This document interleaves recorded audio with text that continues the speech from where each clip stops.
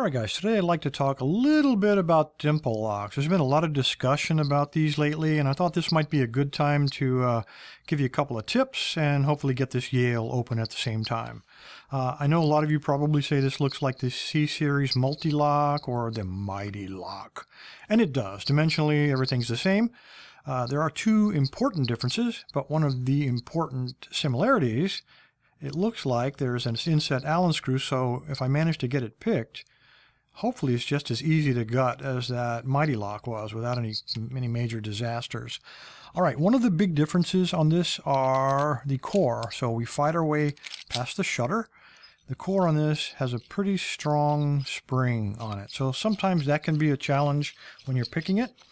You rotate it just under 90 degrees, probably around 80 degrees. And once you've got it there, the shackle slides right out. Notice it's a square cutout, which might lead you to believe that you could shim it. So let's take a look. Pull him out, and I'll even use the key to prove it to you.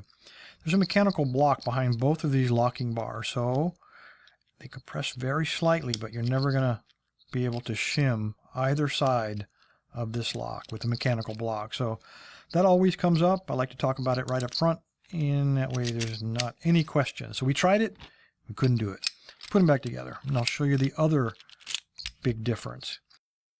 This Yale is a regular dimple lock. It is not a pin-in-pin. Now, the difference, of course, there are 7 pins on this one, so it can be quite a challenge. We got some good variation in bitting there, so kind of a challenge to get in there. There are some other challenges as well.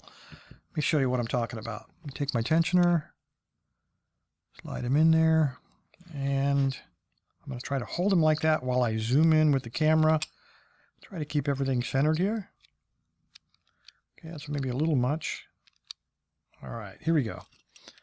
Notice right here, the pin is located right there between these two pieces of warding. On the left side of the warding, we have, well, a mountain. And on the right side of the warding, or of the pin, we have a smaller piece of warding. We're going to call him a molehill. Now, when I pick dimple locks, I found that I get my best feedback when I use a straight flag. When I try to use a curved flag, a lot of times when I'm trying to squeeze it around a corner or over a piece of large warding, it rubs a lot, gives me false feedback, and it even dampens the feedback. So whenever possible, I try to use a straight flag, at least to get started. And that's what we're going to do here. The other thing I like to have is a solid foundation for the base of my pick. Well, if you look here, this is the perfect corner in which to place the back of your pick, because it'll index the pick and it lines him up, and I hope this comes out, it lines him up perfectly with the center of those pins. So I stay indexed and I know exactly where my pick is located as I go along the stack of 7 pins. So let's go ahead and do that. I'm going to locate him in the top left. I'm going to slide him back. I'm looking for a binder. Okay, I found pin 3. Give him a little click. Good. Keep sliding, sliding, sliding. Pin 7. And I got a deep fault set. Now when I try to pull this pick out, he's starting to get caught. Now that's an important message right there. This is very common. Getting your pick stuck in dimple locks happens all the time. You might as well get used to it. And the other thing to take into account is it really gives you some good information. Why in the world would your pick get stuck? Well, when you look at the key, we got some deep cuts, we got some shallow cuts, but we also have to take into account the thickness of this key. Even on the deepest cuts, we still have at least 21 thousandths, which is the thickness of this pick.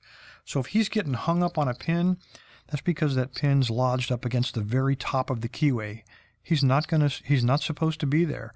He has to be set lower than that simply to fit the key in the keyway. So that tells me that we're hitting a security pin, probably a spool. So let's take advantage of that. All right, I'm going to call him, he feels like pin 5.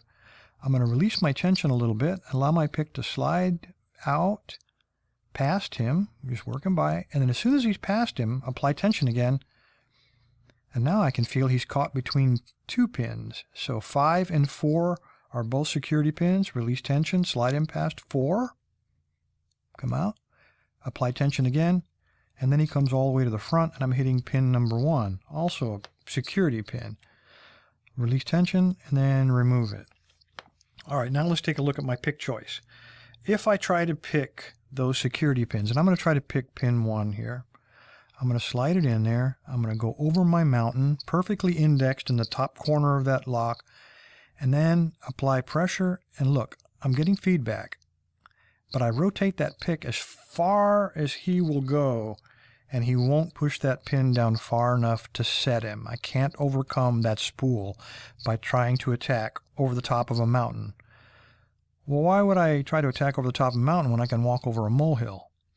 Well, you know, you might say, well, that's why they give us curved picks, and there's a curved one. I could probably go over that mountain, and I could probably get it, but why would I want to do that when I have another option? My other option is, you'll notice how I placed my tension wrench here. I want to index my pick so he lines up perfectly with all the pins, and that placement of that tensioner there allows me to do exactly that. As long as I maintain tension on him, he's not going to move, and it lines him up perfectly. So let's try it. Again, I'll try to attack number 1 going over the molehill instead of going over the mountain. I'm getting counter rotation, and there we go. We just set him using a straight flag. It's a deep cut pin. So let's keep going. Okay, we know we had 1. Okay, there's another. There's 4, giving counter rotation. Oh, centered, sorry. Counter rotation. And I got him picked. Keep pushing back. Trying to find the next one. Get centered on him. Come on. Get above him. There he is.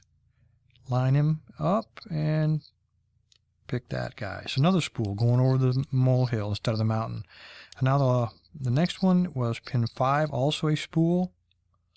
And there we go. We got an open. All right, guys, don't be intimidated by dimple locks. They're just pin tumblers turned on their side. The feedback that you get from a dimple lock is exactly the same feedback you're going to get from a pin tumbler. No difference whatsoever.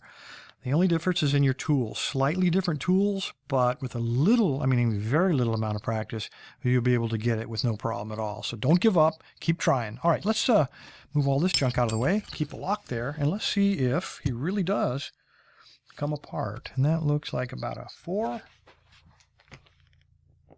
All right, I always screw up, so I'm going to say, nope, not. Let's try this guy. That's why I grabbed 2 of them. See if he really does come out of there. And he does. Check that out. All right, looks to be almost exactly the same construction we saw on the Mul-T-Lock. Little shutter, exactly the same kind of spring, same housing. Let me go ahead and move all this stuff out of the way and get a pinning tray in here. Let's take the top apart. Okay, that's just a protective cover. And these will not compress because, let me get the spring out. These won't compress because they're on the actuators. The actuators on the back of the lock fit into these grooves. And when the lock is secured, those actuators, let me pull him out. Of course, they don't turn, so you're not going to be, that's why you can't shim open this lock. All right, I'm curious. Will he pop apart? And I'm so cautious. Yes, he will. All right, this is going to be too easy, he says.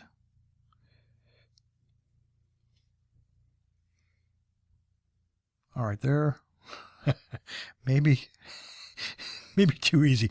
All right, it's going to be difficult, but I think you guys can see they're all spools. They are popping out left and right. I'm going to have a heck of a time getting this back together, but figure it out. All right, tweezers. Okay, that standard one was in pin number 7. All the rest of these are spools, so it shouldn't be that big of a deal, except when I go to reload it.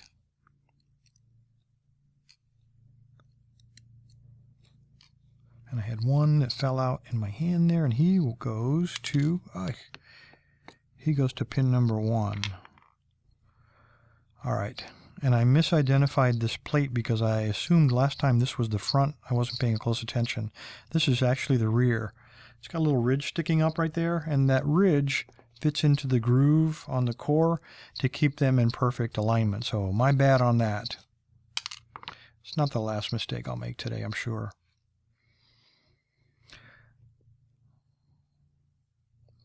All right, I really don't see anything unusual here. There's no undercutting, completely stock. There's all 7. The only difference is if you take a look at number 6 here, it looks like he's slightly elongated. Notice these are all perfectly round, and this guy is elongated. So let's pull him out and we'll take a look at him.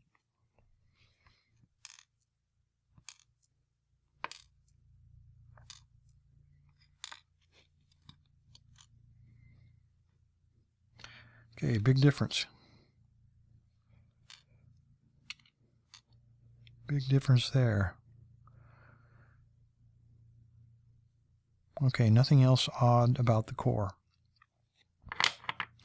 Let's look at these pins. This guy is a little bit different.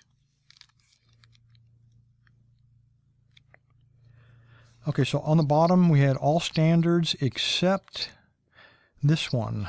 He is not a round pin. He's kind of oblong. Notice that? I don't have a clue why that would be. He's in position number 6, so he goes right here. I can't explain why he's elongated, no clue, but he's definitely way different than anything I think I've seen before. So I'm sure one of you Yale experts can probably enlighten me.